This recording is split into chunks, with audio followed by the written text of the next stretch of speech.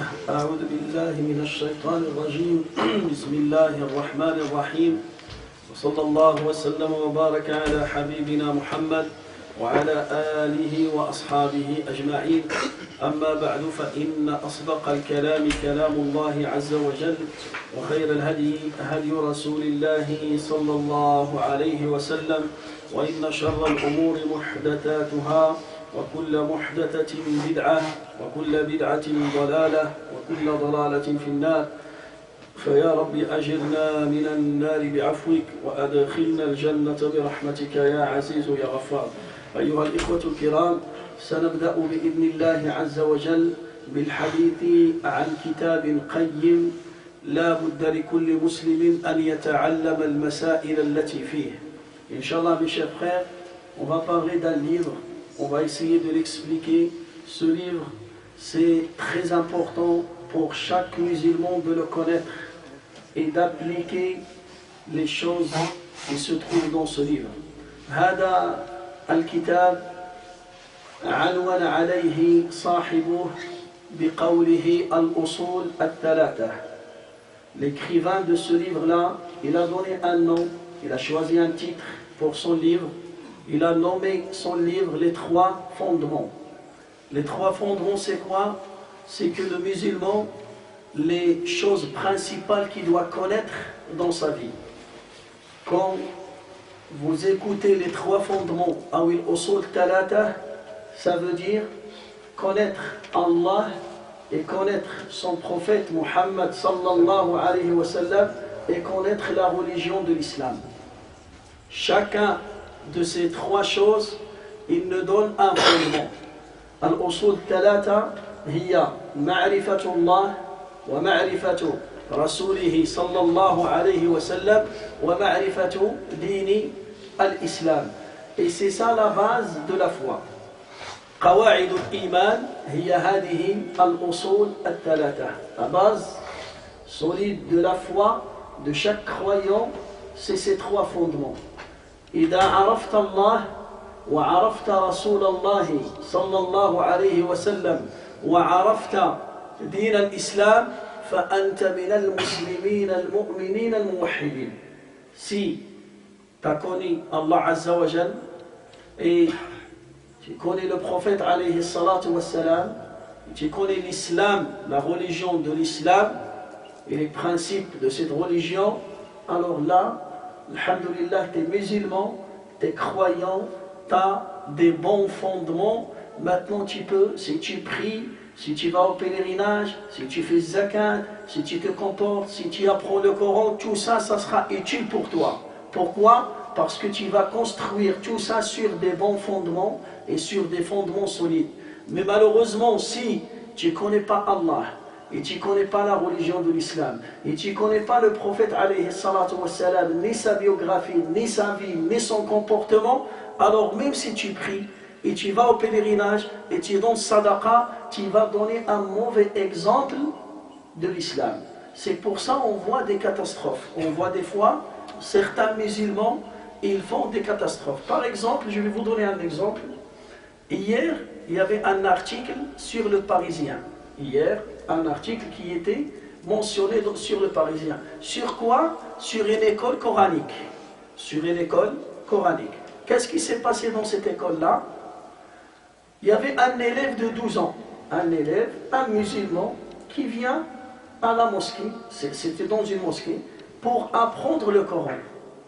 Un jour, il arrive avec une coupe, vous savez les coupes des jeunes d'aujourd'hui, avec une coupe, et qu'est-ce qu'il a fait?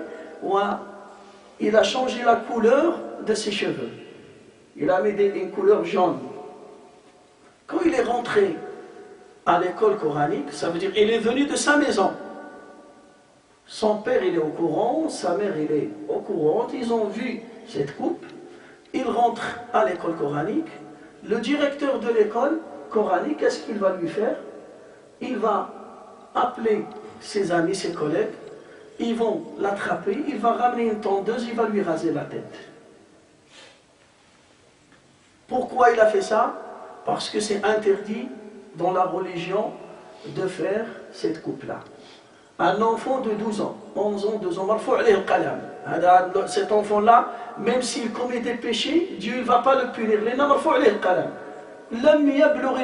Il n'est pas pubère encore.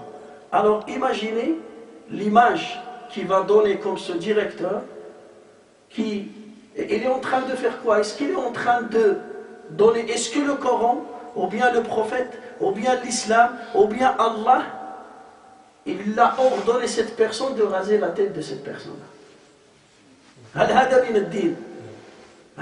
Alors imaginez, vous voyez qu'il est condamné devant le tribunal en tant que directeur d'une école coranique. Pourquoi? Pour ces faits-là.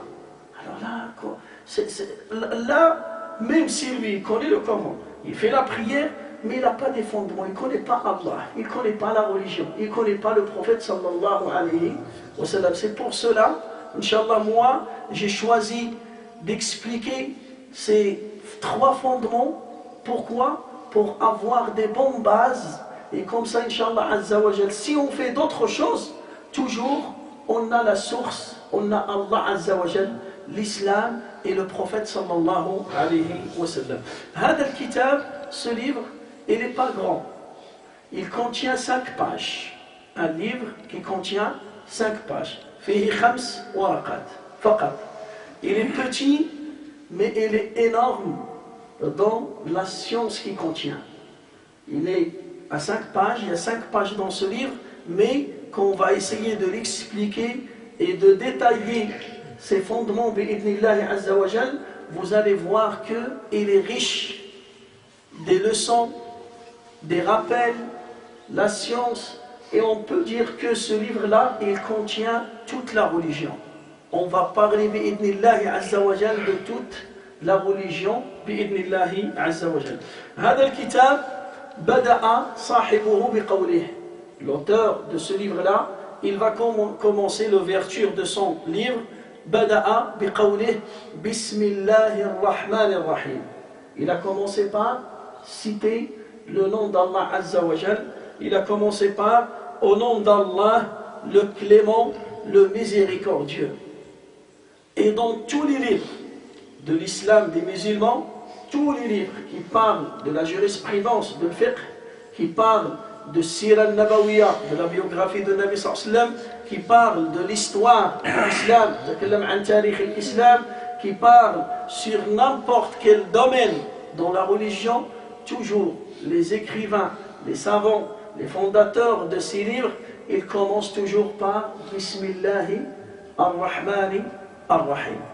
Pourquoi? Parce que cette phrase Bismillahi ar-Rahmani ar-Rahim, ma'naha abda'u kitabi hada bismillah. Qu'est-ce que ça veut dire? Le fait de commencer l'écriture de son livre par cette phrase Bismillahi ar-Rahmani ar-Rahim, ça veut dire, il est en train de dire, au nom d'Allah, je commence à écrire ce livre. Ça veut dire il est en train de demander la bénédiction d'Allah Azza wa Jal.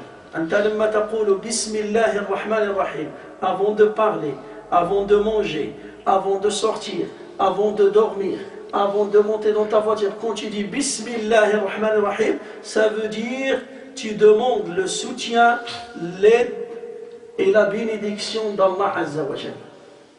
فلذلك ورد حديث أن النبي صلى الله عليه وسلم قال أيما أمر ذو بال لم يبدأ ببسم الله الرحمن الرحيم فهو أبتر أي فهو مقطوع. Le prophète alayhi salatu wa salam, il nous a dit dans un hadith, chaque chose, chaque acte, chaque parole qui commence sans dire Bismillahirrahmanirrahim, il ne sera pas béni par Allah Azza wa Jal. فلذلك النبي صلى الله عليه وسلم يقول لنا, si tu veux manger, قل بسم الله وكل بيمينك وكل مما يليك. Si tu veux manger, il faut commencer par Bismillah. Tu veux boire, il faut commencer par Bismillah. Même tu fais n'importe quel acte d'adoration, toujours il faut demander la bénédiction d'Allah Azza wa Jal. أول سورة نزلت على رسول الله. Le premier verset qui était révélé sur le prophète. ما هو؟ اقرأ, continue, Bismi Rabbik. Lis au nom d'Allah. Au nom d'Allah. قال العلماء معناه, si tu veux lire, il faut commencer par Bismillah. Si tu veux lire, اقرأ Bismi Rabbik. Ça veut dire, si tu veux lire, tu veux écrire, tu veux manger, tu veux toujours, il faut dire Bismillah. فهذه الجملة بسم الله هي طلب البركة والعون من الله في الأعمال كلها. Tu es en train de demander la bénédiction, le soutien d'Allah dans tout ce que tu fais dans ta vie. Ar-Rahman, هذا اسم من أسماء الله الحسنى. قبل أن نتكلم عن الرحمن نتكلم عن الله. باسم الله، بسم الله. الله عز وجل يقول العلماء الله هو اسم جامع لكل أسماء الله الحسنى وصفاته العلى. هو الاسم المفرد العلم الدال على أسماء الله الحسنى وصفاته العلى. Allah, c'est le nom qui rassemble tous les noms d'Allah et tous les attributs d'Allah Azza wa Jalla. C'est le seul nom qui rassemble tous les noms d'Allah et tous les attributs d'Allah Azza wa Jalla. Qu'est-ce que ça veut dire? Moi, quand je te pose la question, je te dis Man ar-Rahman. Shkoun huwa ar-Rahman. Qu'est-ce que tu vas dire? Allah. Je te dis Man ar-Rahim.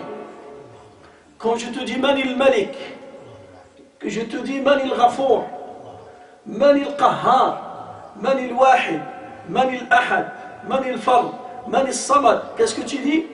Et quand je te dis Man Allah, c'est qui Allah? Qu'est-ce que tu vas dire? C'est Allah. Alors, le nom d'Allah, il rassemble tous les noms et toutes les attributs. فكل الأسماء ترد إليه وكل الصفات ترد إليه. Ça veut dire c'est la base. هو il est au centre. Selon le nom d'Allah, فلذلك كثير من العلماء قالوا الله هو اسم الله الأعظم. C'est le nom d'Allah qui est béni pour demander quelque chose. Et tu veux que ta demande sera acceptée par Allah, il faut utiliser le nom d'Allah. Quand tu veux demander, tu dis Ya Allah. Tu dis Ya Allah. C'est le meilleur nom que tu peux prononcer par ta bouche. فلذلك هذا الاسم الله لم يتسمى به أحد في العالمين منذ أن خلق الله الخلق إلى يوم القيامة. Selon Allah, il n'y a personne qui a donné ce nom à des statues qui étaient adorées en dehors d'Allah Azza wa Jalla. Les statues, ils étaient adorés, il y avait des associateurs avant, ils ont donné des noms à leurs statues. Mais il n'y a personne qui a donné le nom d'Allah. Personne. ويقول الإمام ابن القيم الله مشتق من الإله والإله هو المعبود. هو المعبود. Qu'est-ce que ça veut dire? Allah, ce nom, il vient d'un autre nom qui s'appelle Al-Ilah. Et l'Ilah, c'est le Ma'boud, ça veut dire c'est celui qu'on doit adorer. C'est celui qu'on doit adorer seul, sans lui faire un associé. بعد ذلك يقول الرحمن بسم الله الرحمن الرحيم. الرحمن أيضا هو اسم من أسماء الله الحسنى. الرحمن اسم من أسماء الله الحسنى. الرحيم أيضا اسم من أسماء الله الحسنى. يقول العلماء قال الإمام عبد الله بن المبارك قال الرحمن هو الذي إذا دعي أعطى والرحيم هو الذي إذا لم يدعى غضب. يقول عبد الله بن المبارك الرحمن le clément. Qu'est-ce que ça veut dire le clément? قال celui quand tu lui demandes quelque chose il te donne. C'est celui quand tu lui demandes quelque chose il te donne ce que tu as demandé. Ar-Rahim, c'est celui qui s'énerve si tu demandes rien. Ar-Rahman, si tu demandes quelque chose, il te donne ce que tu as demandé. Ar-Rahim, c'est une autre valeur, c'est un autre degré. Si tu ne demandes rien de lui, il va s'énerver contre toi. فلذلك الرحمن قال العلماء هي الرحمة التي فرقها الله عز وجل على كل الخلائق في الدنيا. الرحمن, ça, on voit le nom d'Allah, ce nom, c'est sa miséricorde qui est propagée sur terre, et il est partagé sur toutes ses créatures. Sur toutes ses créatures. Ar-Rahim, ils ont dit Ar-Rahim, c'est une miséricorde qui est réservée pour les croyants le jour du jugement dernier. Ar-Rahman, hiya rahmatullahi, allati anzalaha fil ard, fabiha yatarahamu kullu al-khalaiq. الجن والإنس والحيوان والنبات والحوت كل مخلوق في الأرض إلا ويترحمون بهذه الرحمة.